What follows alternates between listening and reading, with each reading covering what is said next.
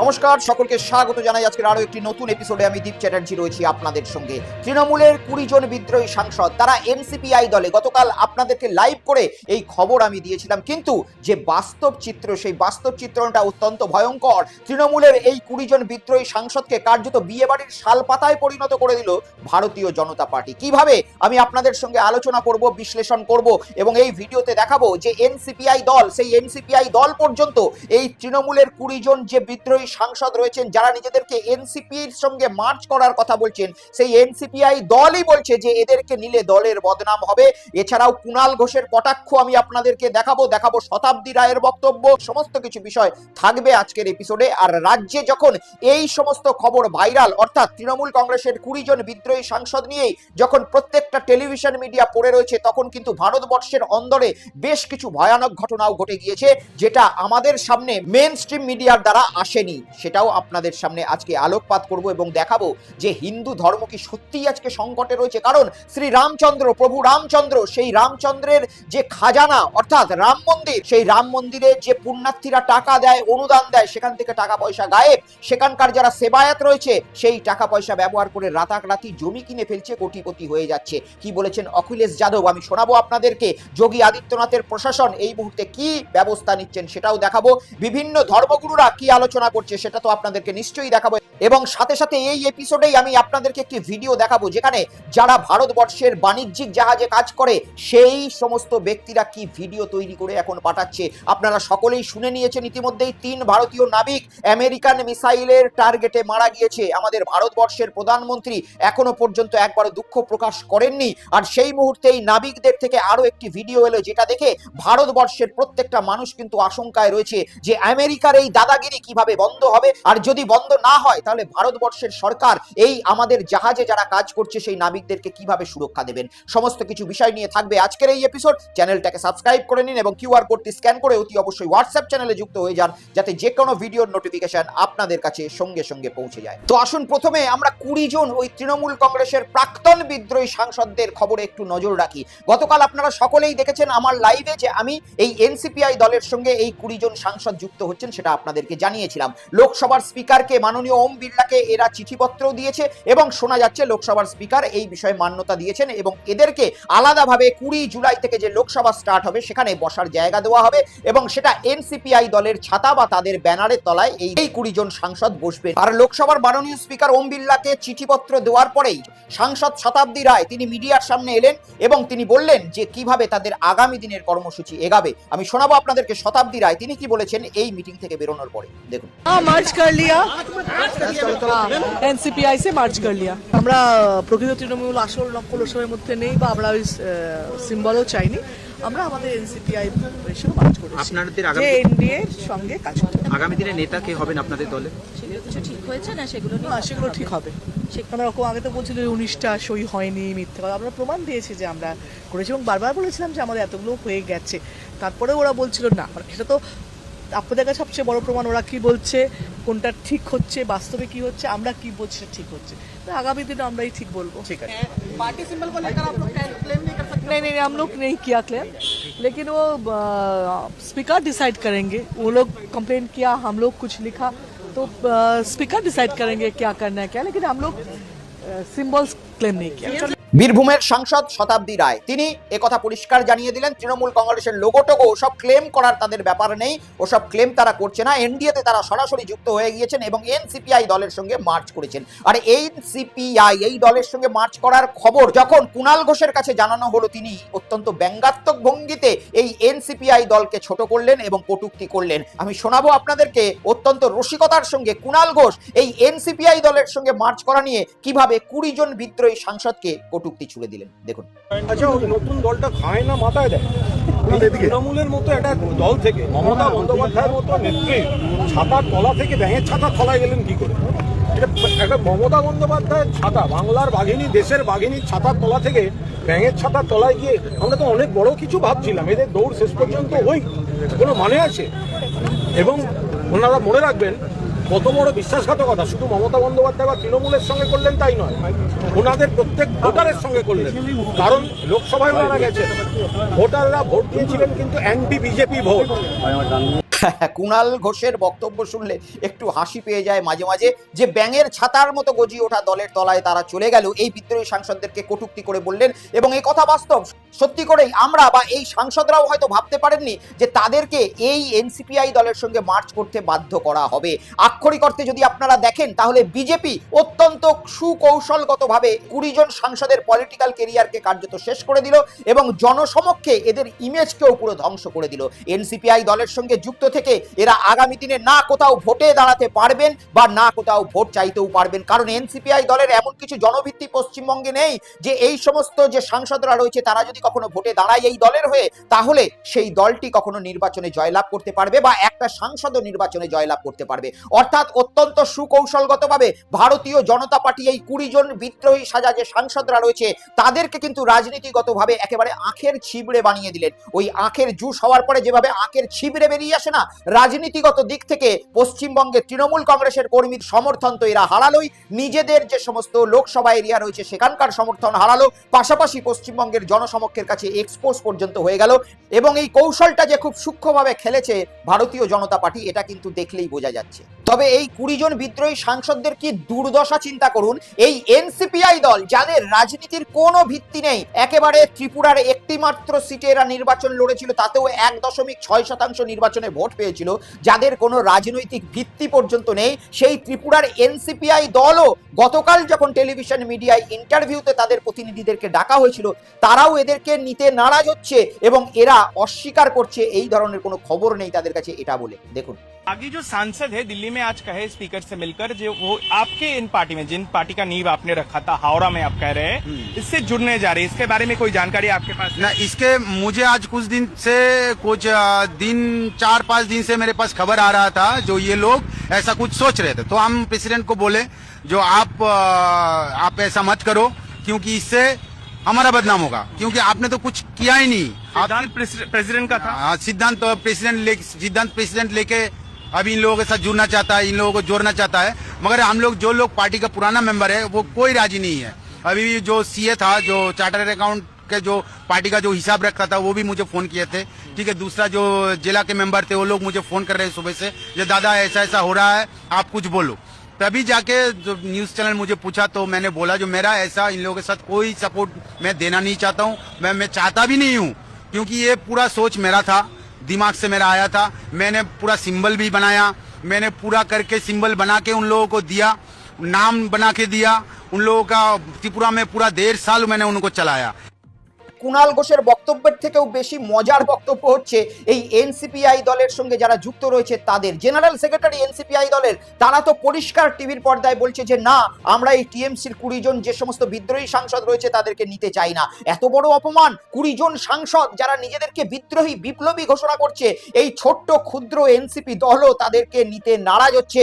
এবং এনসিপি দলের মধ্যেই এখন মতপার্থক্য দেখা যাচ্ছে যে এই তৃণমূল কংগ্রেসের দাগি এমপিদেরকে তারা নিতে চায় না, টিভির পর্দায় তারা জানাচ্ছে। আবার সায়নী ঘোষদের মতো কেউ 4 তারিখে নির্বাচনে হেরে যাওয়ার পরেও মমতা বন্দ্যোপাধ্যায়ের বাড়িতে গিয়ে বড় বড় কথা বলেছিলেন, আর সেই কথার আজকের দিনে কোনো মূল্য নেই। তার জন্যই এই এনসিপিআই দলও এদেরকে নিতে চাইছে না। আর এই সমস্ত ঘটনা যখন ঘটছে, সোশ্যাল মিডিয়া জুড়ে গতকাল ভাইরাল থাকলো বিশেষ করে সায়নী ঘোষ, যিনি মমতা বন্দ্যোপাধ্যায়কে নিজের মা বলে সম্বোধন করতেন, নিজের ফোনে মমতা বন্দ্যোপাধ্যায়ের ওয়ালপেপার লাগিয়ে রাখতেন, এমনকি রাঘব চড্ডা যখন বিজেপিতে গিয়েছিলেন রাঘব চড্ডাকে কটূক্তি করেছিলেন। এই সমস্ত কিছু পুরনো ভিডিও এখন সোশ্যাল মিডিয়ায় ভাইরাল হচ্ছে। আমি সায়নী ঘোষের বিশেষ কিছু ভিডিও আপনাদেরকে দেখাবো যেটা আজকের দিনে সোশ্যাল মিডিয়ায় অনেকেই ভাইরাল করছেন। দেখুন, কোনোদিন বিক্রি হবেন না, অনেকে বিক্রি হয়ে যায়। কিছু কিছু নেতা আছে যাদের গদ্দার রাশি এবং মির্জাফর লগ্নে জন্ম, বুঝতে পারেন তো কার কথা বলছি? তাদেরকে দেখে বাংলার মানুষ চিন্তিত হয়ে পড়ে যে বাবা কাদের হাত ধরে আমরা রাজনীতি দেখছি, কাদের সময় আমরা রাজনীতি করছি, কারা আমাদের রাজ্যটাকে লিডার হিসেবে এগিয়ে নিয়ে যাচ্ছে। তবে এটুকু বলতে চাই যে এরকম সময় যারা মমতা বন্দ্যোপাধ্যায়ের হাত ছেড়ে দেবেন তারা পার্টির ক্ষেত্রে বেনজল, এবং বেনজল যত তাড়াতাড়ি চলে যায় পার্টির তত বেশি শুদ্ধিকরণ। মমতাদির ছবি, সেটা আমার ফোনের ওয়ালপেপার না, সেটা আমার মনের ওয়ালপেপার। सायोनी घोष है ना, वो चड्डा नहीं है, इसीलिए वो चड्डा चड्डी नहीं होगा कभी। এই সকল বড় বড় সিনেমার মতো ডায়লগ দিয়েছিলেন সায়নী ঘোষ এবং এমনকি গদ্দারি সম্বন্ধেও যে ডায়লগটা শুনলেন সেটাও কিন্তু সায়নী ঘোষ এই নির্বাচনেই দিয়েছিলেন। আর সেই সায়নী ঘোষ এখন বসে রয়েছেন কোলে এনসিপিআই দলের এবং এনডিএ কে সমর্থন করবেন এমনটাই গতকাল চিঠিতে সই করে ঘোষণাও করে দিয়েছেন। এবং এই সায়নী ঘোষকে গতকাল যখন দিল্লি এয়ারপোর্টে জিজ্ঞেস করা হলো যে আপনি তো বড় বড় ডায়লগ দিতেন, আপনি তো চাড্ডা হবেন না, চাড্ডি হবেন না, এই ধরনের মন্তব্য করতেন, তাহলে আপনি আজকে কেন এই ধরনের বক্তব্য রাখছেন? সায়নী ঘোষ কার্যত সেখান থেকে পালিয়ে যেতে পারলে বাঁচেন, কারণ সেই প্রশ্নের কোনো উত্তর তার কাছে ছিল না। এবং দেখুন কিভাবে সাংবাদিকদের প্রশ্নের ভয়ে তিনি গাড়ি করে সেখান থেকে পালিয়ে গেলেন। দেখুন। This is not the way. मैं बोल दूंगी जो कहना है मुझे। क्या कुछ कहना चाहते अभी कुछ नहीं कहना है, जब बोलने का वक्त आएगा तब कह देंगे। बागी विधायकों में शामिल हो गई है? सब पता चलेगा आप लोगों को, आप लोगों को पता चलेगा जब वक्त आएगा। देखिए, आपको मैं आपको जवाब नहीं दूंगी, मैं जवाब सिर्फ अपने क्षेत्र के लोगों को। लोग आपकी बात सुन रहे हैं, सयानी जी, ये आवाज आपके लोगों तक पहुंच रही है, क्या कुछ आप बताएंगे? आवाज आगे भी पहुंचेगी। चड्डी बन जाऊंगा ऐसी बात মুখ লুকিয়ে পালাতেই হবে, কারণ এমনই কাজ করেছেন। 4 তারিখে নির্বাচনে হারার পরে কালীঘাটে যখন বৈঠক ডেকেছিলেন মমতা বন্দ্যোপাধ্যায়, সেদিনও তো গিয়ে কি বড় বড় ডায়লগ করে এসেছিলেন এবং বলেছিলেন যে বেনজলটা চলে গেলে চলে যেতেই পারে। আজ যখন নিজেকে বেনজল হিসাবে প্রতিষ্ঠিত হতে দেখছেন সায়নী ঘোষ, তার কাছে তো আর জবাবই বাকি থাকবে। সেই জন্য মিডিয়ার বন্ধুরা রাঘব চড্ডাকে যখন ছোট করেছিলেন সায়নী ঘোষ ঠিক সেই বক্তব্যটাই তুলে ধরে কথা বললেন। আর সায়নী ঘোষ বললেন আমি জবাব দিয়ে দেবো আমার জনতার কাছে, যাদবপুরের মানুষের কাছে উনি জবাব দেবেন। কিন্তু যা পরিস্থিতি তাতে মনে হয় না যাদবপুরের এই মাননীয় সাংসদ আগামী দিনে মুখ খুলে বা মুখে মাস্ক না নিয়ে যাদবপুরের মানুষের কাছে খোলাখুলিভাবে ঘুরতে পারবেন। আর যদি জবাবই দিতে হয় তাহলে টেলিভিশনের পর্দাও অন্যতম বড় রাস্তা, কারণ সেটা গোটা ভারতবর্ষের মানুষ দেখছে, এমনকি যাদবপুরের মানুষও দেখছে। আসলে এদের কাছে কোনো জবাব নেই এবং নিজেদের মেরুদণ্ডটা যেভাবে বিক্রি করে দিয়েছেন সেই জন্য লজ্জিত হচ্ছেন এবং সেখান থেকে পালিয়ে যেতে যাচ্ছেন। শুধু সায়নী ঘোষই বা কেন, আর এক অভিনেত্রী জুন মালিয়া, যিনি মমতা বন্দ্যোপাধ্যায়ের কোলে সর্বদা বসে থাকতেন, সেই জুন মালিয়া পর্যন্ত 4 তারিখের আগে কি ধরনের বক্তৃতা দিয়েছিলেন আমি আপনাদেরকে দেখাবো। দেখুন। একদম ডিজে বাজবে, একদম বাংলার মানুষের সঙ্গে করেছে। দিদিকে যেভাবে ওরা অপমান করেছে দিনের পর দিন, যেভাবে সবাই দেখেছে, যারা আমাদের ইয়াং জেনারেশনের ছেলেমেয়েরা আছে, দেখেছো লাস্ট পোস্টারটা কি বানিয়েছিল না দিদি? দেখেছো সবাই?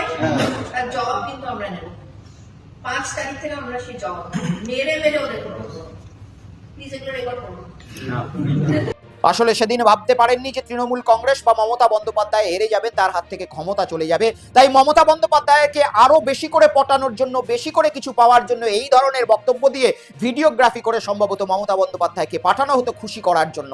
আর আমি বলবো এই ভিডিওগুলো যারা ভারতীয় জনতা পার্টির সমর্থক রয়েছেন এই চ্যানেলে তারা দেখুন এবং ভাবুন যে এই লোকগুলো আগামী দিনে আপনাদের দলে আসার কথা চিন্তা করছেন, তাহলে আপনাদের যারা কর্মী সমর্থক লড়াই করেছিলেন এদের বিরুদ্ধে তাদের কি হবে। তাই ভারতীয় জনতা পার্টি অত্যন্ত কৌশলগতভাবে যদি এদেরকে যেভাবে আমরা খালি চোখে দেখতে পাচ্ছি রাজনৈতিক ছিবড়া বানিয়ে দিচ্ছে আস্তে আস্তে, সেইটাই যেন করে।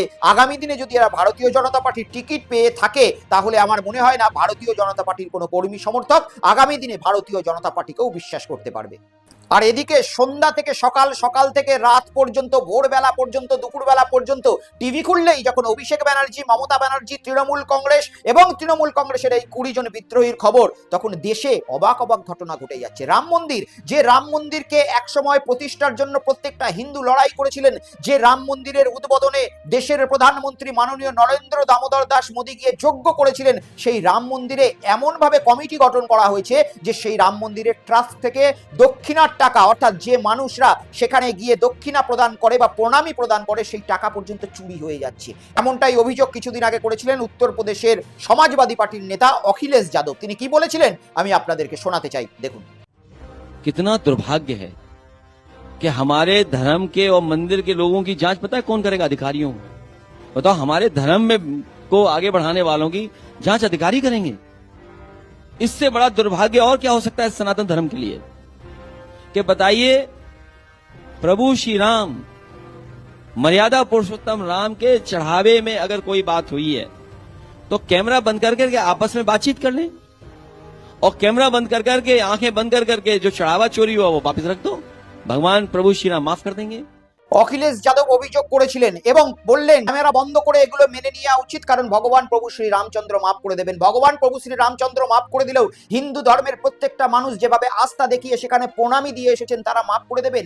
আজকে দেশের রাম মন্দির, যে রাম মন্দিরের ইস্যুতে ভোট হয়েছিল 2024 সালের নির্বাচনে, সেই রাম মন্দিরের প্রণামী পর্যন্ত গায়েব হয়ে যাচ্ছে, চুরি হয়ে যাচ্ছে, আর একটা কথা পর্যন্ত নেই। একটা হিন্দু ধর্মের যারা ঠেকা নিয়ে বসে থাকেন, যে সমস্ত মিডিয়ারা সবসময় হিন্দু সংকটে রয়েছেন, এই ধরনের ডিবেট করেন, তারা প্রাইম টাইমে একবারও এই খবরটি দেখাচ্ছেন না যে রাম মন্দির থেকে প্রায় 7 কোটি টাকা পর্যন্ত প্রণামী গায়েব হয়ে গিয়েছে। আর শুধু তাই নয়, সেখানকার পুরোহিতরা শুনছি এই টাকা ব্যবহার করে, যাদের 20,000 25,000 টাকা মাইনে, সেই টাকা ব্যবহার করে কেউ কেউ লক্ষাধিক টাকা দিয়ে বড় বড় জমি পর্যন্ত কিনে নিয়েছে।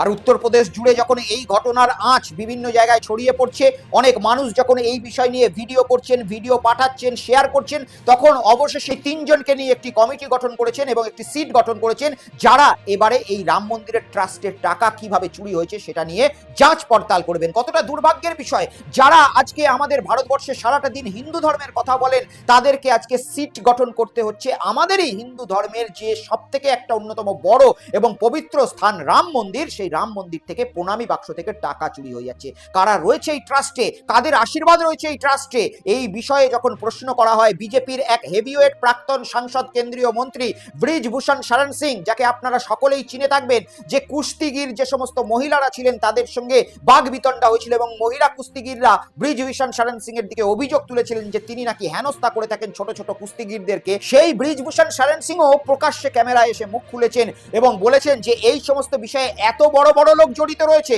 যে ব্রিজভূষণ শরণ সিং এর মতো লোকও যদি মুখ খোলেন তাহলে বড় দুর্ঘটনা ঘটে যেতে পারে। দেখুন, देखिए, अगर मैं सत्य बोल दूंगा तो बहुत परेशानी में आ जाऊंगा, क्योंकि वो बहुत बड़े लोग हैं।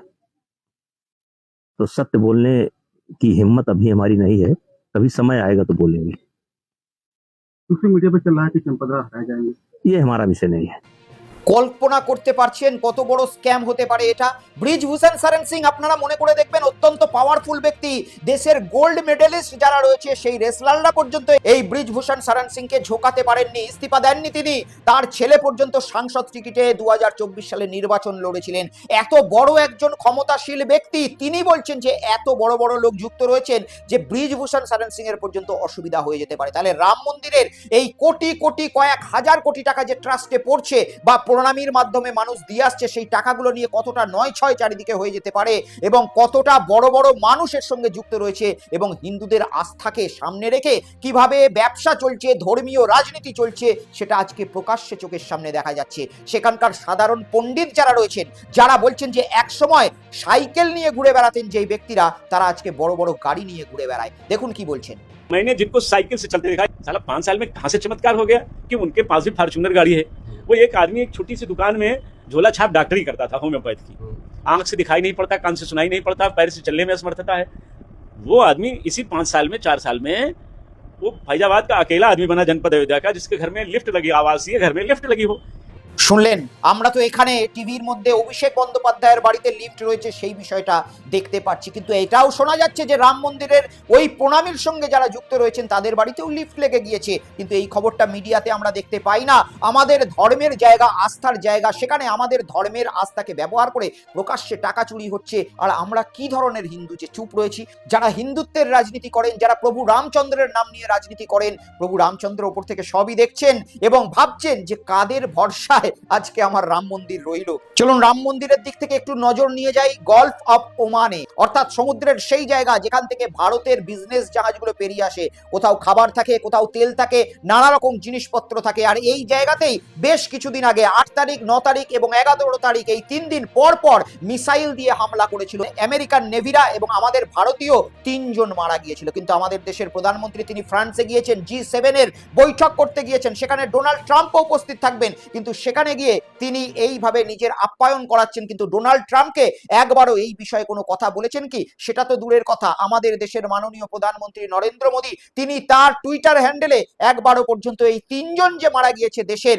এবং আমেরিকান নেভির হামলাতে মারা গিয়েছেন সেই বিষয়ে একটা কটূক্তি পর্যন্ত করেননি বা একবারও তাদেরকে সমবেদনা পর্যন্ত জানাননি। কিন্তু তিনি ফ্রান্সে গিয়ে এইভাবে নিজের স্বাগত করাচ্ছেন। অন্তত দেশের খাতিরে যে সমস্ত মানুষগুলো ওই গলফ অফ ওমানে মারা গেল, হরমুজ স্ট্রেটে মারা গেল, তাদের জন্য প্রধানমন্ত্রী আপনার এই আপ্যায়নটি আপনি বন্ধ করে দিতে পারতেন, বলতেন যে তাদের আত্মার খাতিরে আমি কোনো রকম নিজের আপ্যায়ন নেব না এবং আমি এই বিষয়টার খণ্ডন করছি। তো G7 এর বৈঠকে গিয়ে তিনি এটা করলেন না। উল্টো দিকে সেই সময়ে আরো একটা ভিডিও স্টেট অফ হরমুজের, যেখানে আমাদের ভারতীয়দের জাহাজ আটকে রয়েছে, সেখান থেকে এলো, যেটা যথেষ্টই ভয়ঙ্কর। তারা বলছেন যে ভারতীয়রা যে জাহাজে রয়েছে সেই জাহাজকেই বিশেষ করে আক্রমণ করা হচ্ছে আমেরিকার নেভির দ্বারা। দেখুন भाई अभी क्या है, हम लोग ईरान में ही है, माहौल इतना खराब है, सिर्फ इंडियन शिपों पे अटैक हो रहा है। क्यों भाई?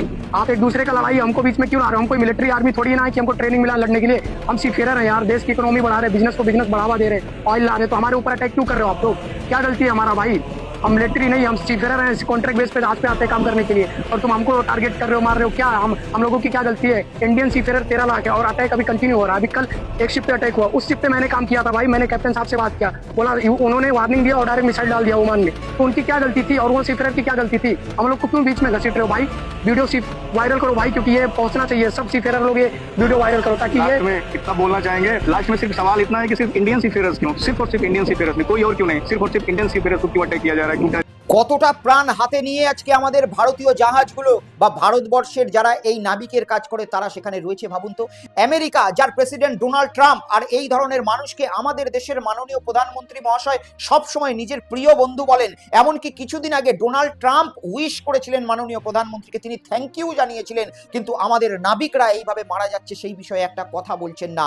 এমনকি আমাদের দেশের যে নাবিক মারা গিয়েছেন সেই নাবিকের দেহটা পর্যন্ত পচনশীল অবস্থায় সেখানে রয়েছে, আর সেই জায়গা থেকে ভিডিও আসছে যে ভারতবর্ষের কোন রকম যারা আধিকারিক রয়েছে তারা এই বিষয় নিয়ে কর্ণপাত করছেন না। দেখবেন কি দৃশ্য, এবং দেখার পরে সত্যি আমরা ভারতীয়রা কি বিশ্বগুরু হতে পেরেছি এই প্রশ্ন বারবার উঁকি দেবে। দেখুন, सेलेस्टियल सी वेसल का कैप्टन हूँ। डुकम पोर्ट है, ओमान के अंदर पड़ता है, वहाँ पे हम एंकर पे हैं और ये हमारा सेकंड ऑफिसर की बॉडी है, डेड बॉडी 2 दिन हो चुका है। अब ये बॉडी डिकम्पोज होना शुरू हो गया। हमने कांटेक्ट किया इंडियन एम्बेसी को भी, लेकिन अभी तक हमें जो एक पॉजिटिव रिस्पांस होना चाहिए वो दिखाई नहीं दे रहा। বলুন এই কথাগুলো মিথ্যে? আজকে আমাদের দেশের একজন প্রাণ হারিয়েছে সেই জায়গায় আমেরিকান মিসাইলের হামলায়, তার বডি 2 দিন ধরে সেখানে পড়ে রয়েছে। আমরা দেখলাম যে জলের বোতল, ঠান্ডা জলের বোতল দিয়ে সেই বডিটাকে কোনো রকমের বাঁচানোর চেষ্টা হচ্ছে, অর্থাৎ সেই বডিটা যাতে ঠিকঠাক থাকে সেটার করার চেষ্টা হচ্ছে। প্রকাশ্যে ভিডিওতে তারা বলছেন যে ইন্ডিয়া এম্বাসির সঙ্গে যোগাযোগ করার পরেও 2 দিনের পরেও এই ধরনের অবস্থা। আমাদের দেশের মাননীয় প্রধানমন্ত্রী পার্লামেন্টে বলেছিলেন এই যুদ্ধে ভারতীয়দের সমস্ত রকম খেয়াল রাখা হবে, কোনো অসুবিধা হবে না। তিনি বলেছিলেন পার্লামেন্টে একসময় এই কথা। আমি একবার আপনাদেরকে দেখাবো, মনে করিয়ে দেবো। দেখুন, जब से ये युद्ध शुरू हुआ है तब से ही प्रभावित देशों में हर भारतीय को जरूरी मदद दी जा रही है। মানলাম অনেকেই মদত পেয়েছেন, কিন্তু এই যে ডেড বডি পড়ে রয়েছে তার বাড়িতে হয়তো চিন্তা করছে যে এই শেষ যাত্রাটায় তাকে তার সঙ্গে পাবে, কিন্তু সেই ডেড বডি এখনো পৌঁছাচ্ছে না, এমনটাই ভিডিও আসছেন। আমাদের প্রধানমন্ত্রী বলছেন সমস্ত রকম সাহায্য দেওয়া হয়েছে। প্রতিরক্ষা মন্ত্রী তিনি তো আরো এক কদম এগিয়ে গিয়ে বলেছিলেন যে ভারতবর্ষের জাহাজগুলো নাকি স্ট্রেট অফ হরমুজ দিয়ে পেরিয়ে নির্দ্বিধায় চলে আসছে। দেখুন, स्ट्रेट ऑफ हार्मुज से दुनिया के किसी देश की शिप नहीं निकल पा रही थी। यदि शिप 7-8 निकल पाई तो केवल और केवल भारत की निकल पाई। यह है भारत। তাহলে কার কথা বিশ্বাস করব? প্রতিরক্ষা মন্ত্রী মাননীয় রাজনাথ সিং এর কথা বিশ্বাস করব, নাকি সেই নাবিকদের কথা বিশ্বাস করব যারা সেখান থেকে ভিডিও করে বলছেন যে আমাদের প্রাণ সংশয় রয়েছে, বারবার আমাদেরকে ইচ্ছাকৃতভাবে ইন্ডিয়ান জাহাজ জানার পরেও হামলা করানো হচ্ছে। এদিকে আমাদের দেশের যিনি বিদেশ মন্ত্রী এস জয়শঙ্কর, তিনি গতকাল আমেরিকার সঙ্গে কথা বলতে গিয়েছিলেন। আশ্চর্য হয়ে যাবেন শুনলে আমেরিকার বিদেশ সচিব যে কথাটা বলেছে। তারা বলেছে যে যে কেউ হয়ে থাক আমেরিকার পারমিশন ছাড়া কেউ এই জায়গা থেকে জাহাজ নিয়ে যেতে পারবে না। যে কেউ হয়ে যাক, যে নরেন্দ্র মোদী মাননীয় প্রধানমন্ত্রী আমাদের দেশের ডোনাল্ড ট্রাম্পকে বারবার মাই ফ্রেন্ড বলে উদ্ধৃত করেন, যে নরেন্দ্র মোদী প্রেসিডেন্ট ডোনাল্ড ট্রাম্পকে একটাও কথা বলেন না, যা ডোনাল্ড ট্রাম্প বলেন তাই শোনেন, রাশিয়া থেকে তেল কিনতে বারণ করলে সেটা শোনেন। এমনকি ভেনেজুয়েলায় কিছুদিন আগে প্রধানমন্ত্রী গিয়েছিলেন, কেন কি আমেরিকা ভেনেজুয়েলা থেকে তেল কিনতে বলেছে ইন্ডিয়াকে। সমস্ত কিছু ভারতবর্ষের প্রধানমন্ত্রী মেনে নিচ্ছেন, আর আমাদের দেশের যে জাহাজগুলো সেই জাহাজগুলো সেখান থেকে বেরোনোর কথা যখন জয়শঙ্কর বাবু বলতে গেলেন, সেখানে আমেরিকার বিদেশ সচিবের এত উদ্ধত্ত যে তারা বলল যে আমেরিকার পারমিশন ছাড়া সেখান থেকে কেউ যেতে পারবে না। পারমিশন, আমাদের ভারতবর্ষ কি পরাধীন দেশ যে পারমিশন নিতে হবে আমেরিকার কাছ থেকে? আজকে এই কথাটা আমেরিকা কি চায়নাকে কিংবা রাশিয়াকে বলতে পারতো? আপনারা একবার ভেবে দেখুন তো। আজকে একবার ভেবে দেখুন যে এই যে 3 জন নাবিকের প্রাণ হারিয়ে গেছে, আমাদের ইন্ডিয়ান যে জাহাজ রয়েছে সেই জাহাজে যখন আমেরিকা মিসাইল স্ট্রাইক করছে, এটা যদি চায়না কিংবা রাশিয়ার সঙ্গে করে থাকতো আমেরিকা, তাহলে তারাও কি ঠিক এইভাবেই চুপ করে বসে থাকতো? নাকি তারা এখন পর্যন্ত আমেরিকার যে প্রোডাক্টগুলো ভারতবর্ষে আসে সেই প্রোডাক্টগুলোর উপর 500% ট্যারিফ বসিয়ে দিত? তাই সত্যিই আমাদের ভাবতে হবে যে টিভির মিডিয়ার মধ্যে বিশ্বগুরু হলে হবে না, আমেরিকাকেও সঠিক জবাব দিতে হবে। আজকে যদি এই ঘটনাটা পাকিস্তান করে থাকতো, আমরা তো সারাদিন টিভির পর্দায় পাকিস্তানের বাপ ঠাকুরদা এক করে দিয়ে থাকতাম, কিন্তু আমেরিকার ব্যাপারে আমরা কেন কিছু বলতে পারছি না? তারা প্রচুর শক্তিধর দেশ বলে। ইরান তো আমাদের থেকে শক্তিধর বেশি নয়, তবুও ইরান তো আজকে 2 মাস ধরে যুদ্ধ করে যাচ্ছে, তাদের নাগরিকরাও সাহায্য করছে, আমরাও সাহায্য করব ভারত মায়ের তিরঙ্গার জন্য। কিন্তু এইভাবে এক একটা মানুষের প্রাণ চলে যাবে আর প্রধানমন্ত্রী আপনি গিয়ে কোথাও নাচ দেখবেন, এটা আমরা ভারতবাসীরা মেনে নিতে পারি না। আমি জানি এই ভিডিও দেখার পরে আপনাদের মধ্যে যারা বিজেপির সমর্থক রয়েছেন বা মাননীয় প্রধানমন্ত্রীর সমর্থক রয়েছেন, তারা বলবেন আমি অ্যান্টি ন্যাশনাল, বাংলাদেশি, পাকিস্তানি, কিন্তু তার জন্য সত্যিটা ঢাকা পড়ে যাবে না। তার জন্য যে সত্যি, যেভাবে গালফ অফ ওমানে, যেভাবে হারমুজ স্ট্রেটে ভারতবর্ষের নাবিকেরা আজকে দুঃখের সঙ্গে লড়াই করছে, প্রাণ হাতে নিয়ে লড়াই করছে, এই সত্যটা ঢাকা পড়বে না। সকলে ভালো থাকবেন, সুস্থ থাকবেন, দেখা হবে পরবর্তী এপিসোডে। ততক্ষণে সঙ্গে থাকুন, দেখতে থাকুন বেঙ্গল পালস উইথ দীপ, সত্য যেখানে রং দেখে না। নমস্কার।